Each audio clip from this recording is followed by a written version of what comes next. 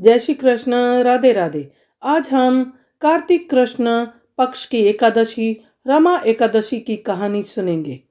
अगर आपने हमारे चैनल को सब्सक्राइब नहीं किया है तो सबसे पहले आप सब्सक्राइब करें और बेल आइकन दबाना बिल्कुल भी ना भूलें, ताकि हर एक नई कथा आप तक तुरंत पहुंचे।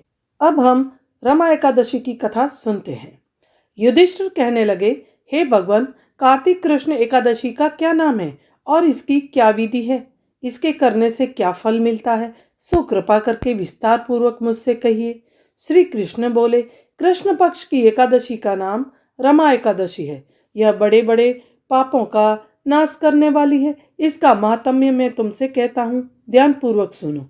हे राजन, प्राचीन काल में मुचकुंद नाम का एक राजा था। उसकी इंद्र के साथ मित्रता थी और साथ ही यम, कुबेर, वरुण तथा विभीषण के साथ भी मित्रता थी। यह राजा बड़ा धर्मात्मा, विष्णु भक्त और न्याय के साथ राज करता था। उस राजा के एक कन्या थी जिसका नाम चंद्रभागा था। उस कन्या का विवाह चंद्रसेन के पुत्र शोभन के साथ हुआ। एक समय शोभन ससुर के घर आया। उन्हीं दिनों जल्दी ही पुण्यदायिनी रमा एकादशी आने ही वाली थी। जब व्रत का दिन समीप आ गया तो चंद्रभागा को अत्यंत सोच उत्पन्न हुआ कि मेरे पति बहुत दुर्बल हैं और मेरे पिता की आज्ञा अति कठोर है। दशमी को राजा ने ढोल बजवाकर सारे राज्य में यह घोषणा करवा दी कि एकादशी को भोजन नहीं करना चाहिए। ढोल की घोषणा सुनते ही शोभन को अत्यंत चिंता हुई और अपनी पत्नी से कहा, प्रिय, अब क्या करना चाहिए? मैं तो किसी प्रकार की भूख सहन नहीं कर सकूंगा।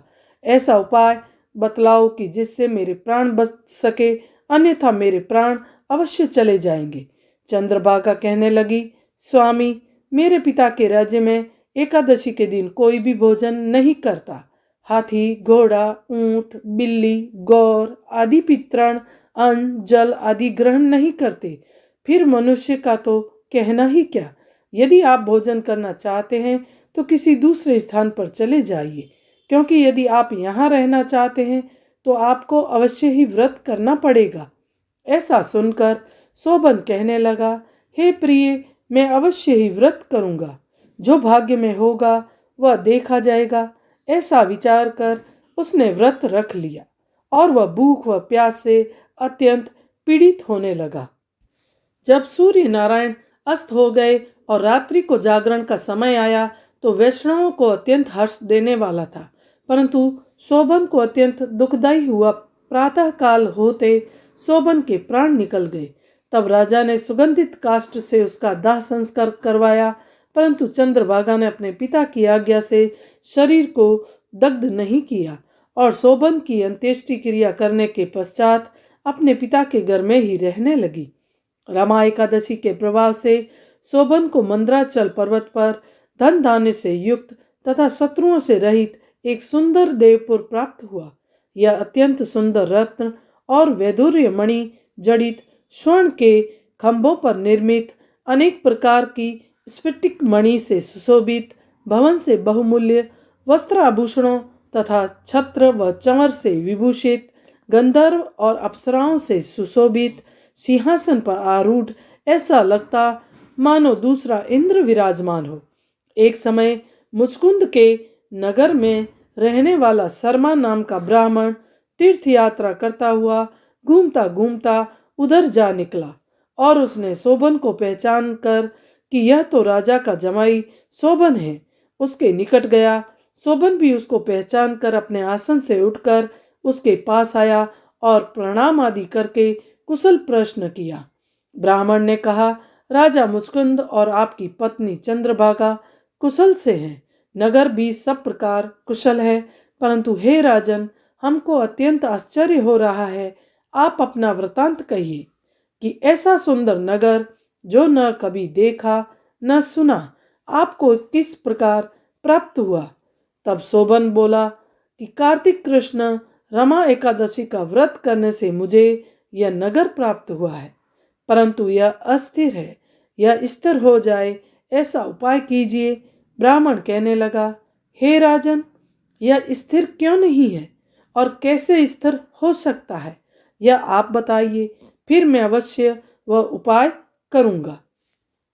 मेरी इस बात को आप मिथ्या न समझिए। शोभन कहने लगा, मैंने इस व्रत को श्रद्धा रहित होकर किया है, अतः यह सब कुछ अस्थिर है।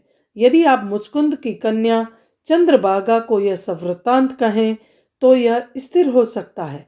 ऐसा सुनकर उस श्रेष्ठ ब्राह्मण ने अपने नगर में लौटकर चंद्रभागा से सब वृत्तांत कहा।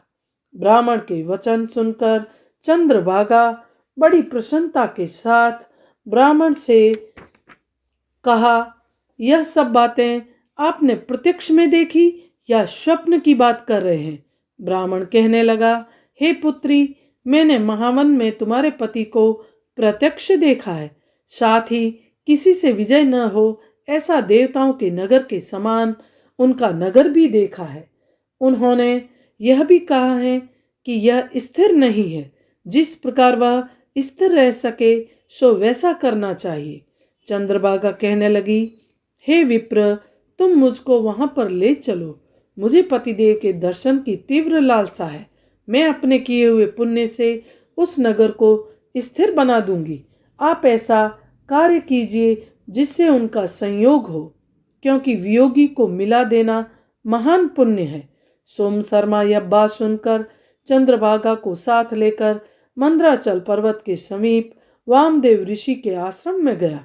वामदेव ऋषि ने उनकी बात सुनकर वेद मंत्रों के उच्चारण से चंद्रभागा का अभिषेक किया। तब ऋषि के मंत्र के प्रभाव और एकादशी के व्रत से चंद्रभागा का शरीर दिव्य हो गया और वह दिव्य गति को प्राप्त हुई। इसके बाद वह बड़ी प्रसन्नता के साथ अपने पति के समीप आई। अपनी प्रिय पत्नी को आते देखकर शोभन अत्यंत प्रसन्न हुआ और उसको बुलाकर अपनी बाईं तरफ बिठाया। चंद्रभागा कहने लगी, हे प्राणनाथ, आप मेरे पुण्य को ग्रहण कीजिए। अपने पिता के घर में जब मैं 8 वर्ष की थी, तब से विधि पूर्वक एकादशी के व्रत को श्रद्धा पूर्वक करती आ रही हूँ।